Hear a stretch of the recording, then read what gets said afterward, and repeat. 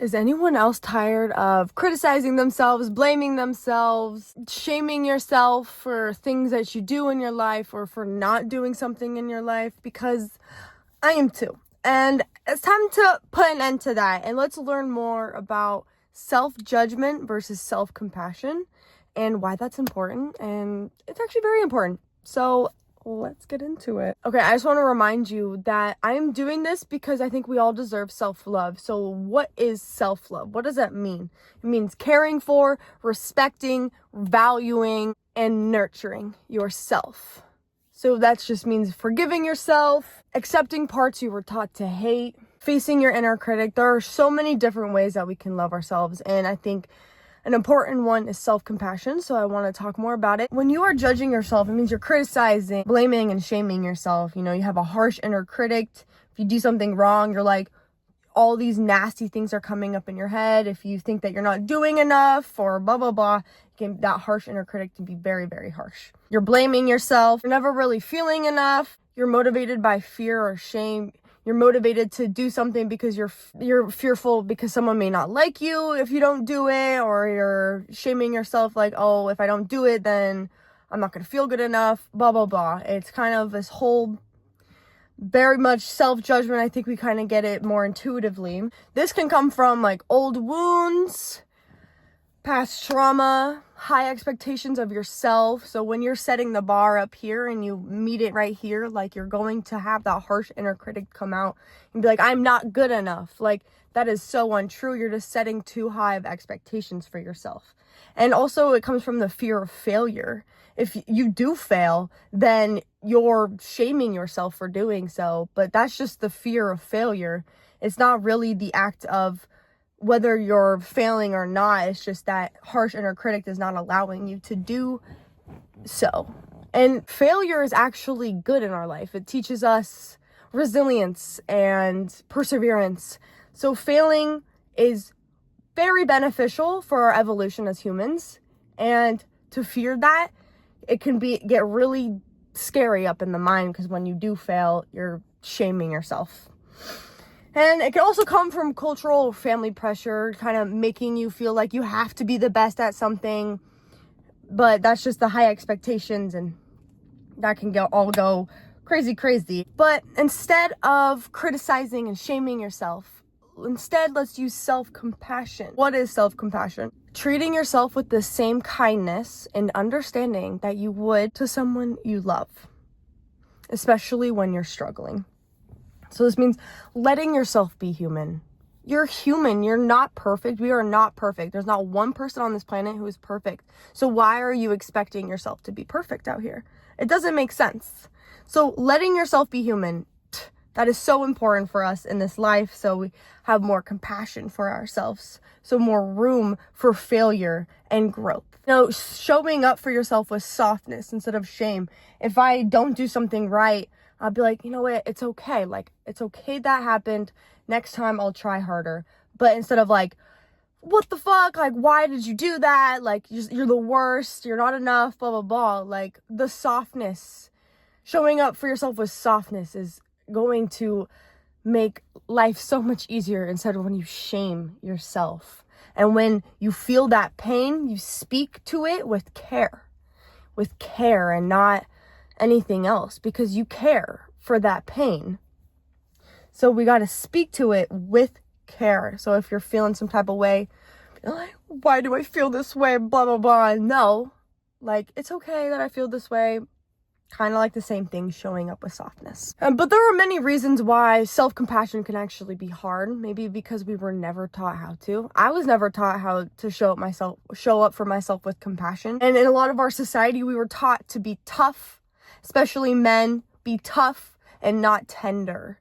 And this just kind of builds walls around you. And if something were to happen to us, we're not going to be soft. We're going to be like tough and be like, no, I'm tough, and kind of just hide away your feelings. But really,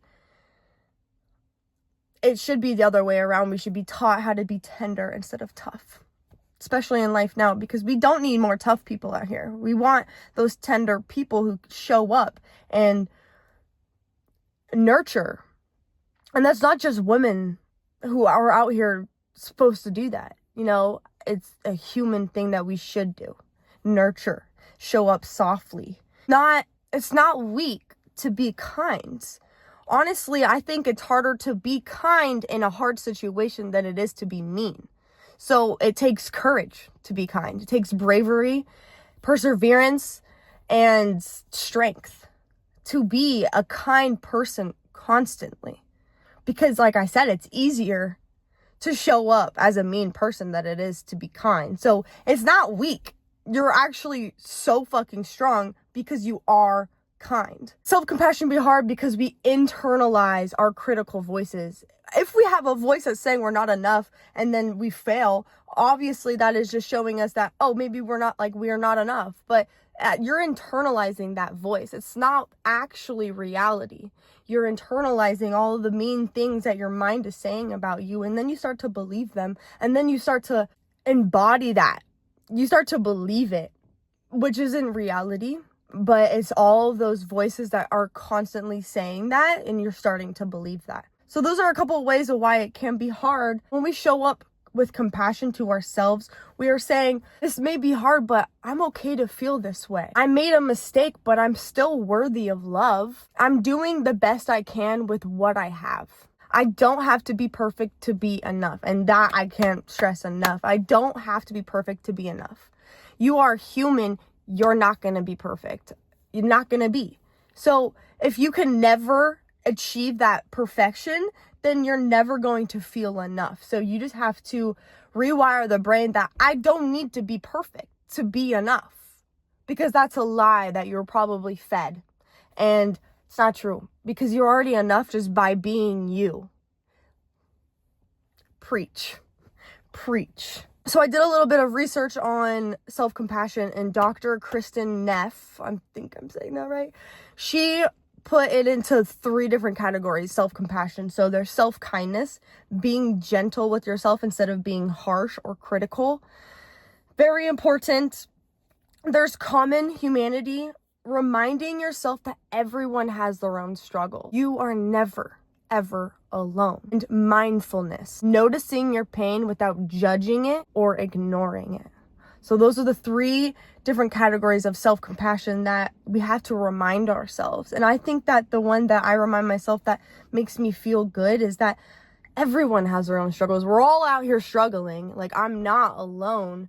And so when I'm feeling down, I don't know what my neighbor's thinking. I don't know. And so I'm like, okay, wow, like I really am not in this alone. When we're compassionate with ourselves, you have improved mental and physical well-being. You're showing up to yourself with kindness and softness and tenderness, and you're going to feel better because you don't have this weight of this harsh critical voice. Your mental is going to be more improved because it felt like this weight has been lifted off, and you're like, wow, I can be gentle with myself. And it's so much easier walking out in life being like, okay, I know I'm enough. I'm gonna be kind with myself. You'll have increased motivation. Some people will use harsh motivation because they think it works, but there's actually studies done that motivation is increased when you are kind to yourself.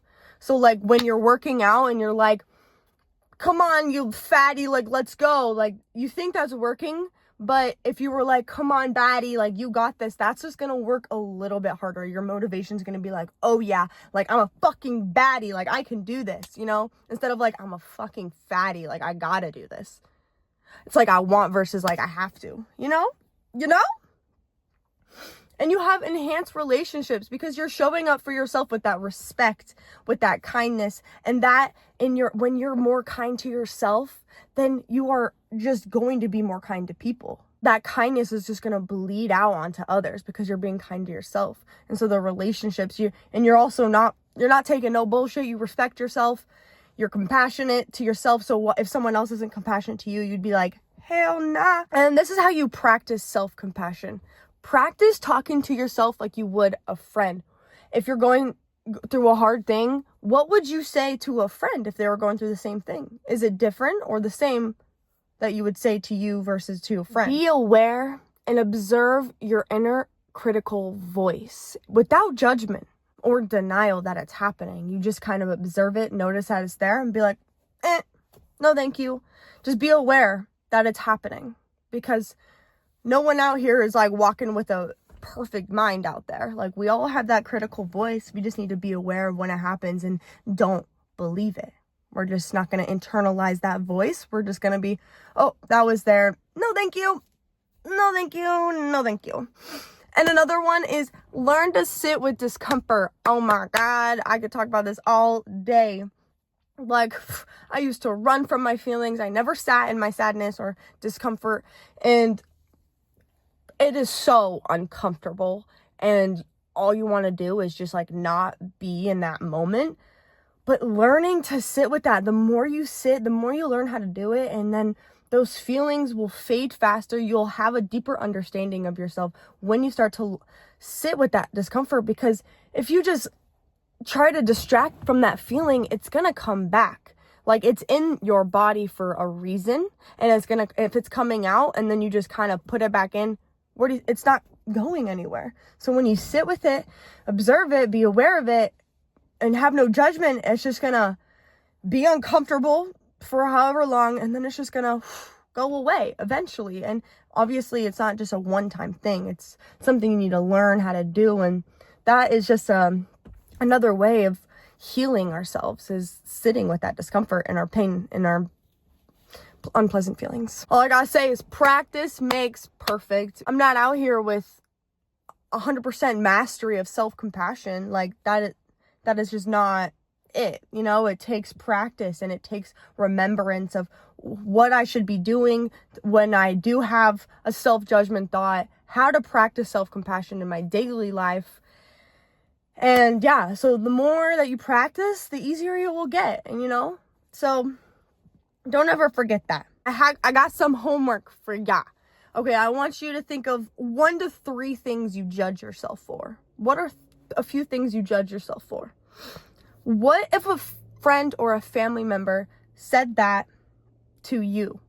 This is how they felt about themselves. How would you respond to them? What would you say? Would it be different or the same to how you speak to yourself? That might bring some new perspectives for some people out there, but I really hope you try it. And you can comment down below if it's different or the same. You know, let me know. But I appreciate you guys, and I will talk to you next Thursday. Love you.